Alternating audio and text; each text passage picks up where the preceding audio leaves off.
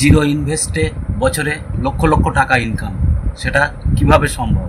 এই দেখুন, ভারত সরকার এই 5 টাকার কয়েনটি 1992 থেকে 2004 সাল পর্যন্ত তৈরি করেছিল, কিন্তু বর্তমানে ভারত সরকার এই কয়েন তৈরি করা বন্ধ করে দিয়েছে।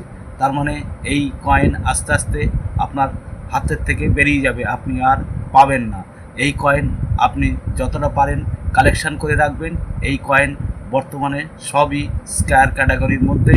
আর রেয়ার কয়েন বলতে এই দিকে দেখুন, এই যে 2004 সালের সমস্ত কয়েনই কিন্তু রেয়ার হয়ে এসেছে। এই দেখুন, এই সাল আর এই সালের মধ্যে কিচ্ছু দেখা যাচ্ছে না নিচে, তার মানে এটি হচ্ছে কলকাতা। এই দেখুন, এটা হচ্ছে 2004 সাল, এর মধ্যে দেখুন একটি ডায়মন্ড আকারের চিহ্ন দেখা যাচ্ছে, তার মানে এইটা হচ্ছে মুম্বাই মিন্টের এই কয়েন।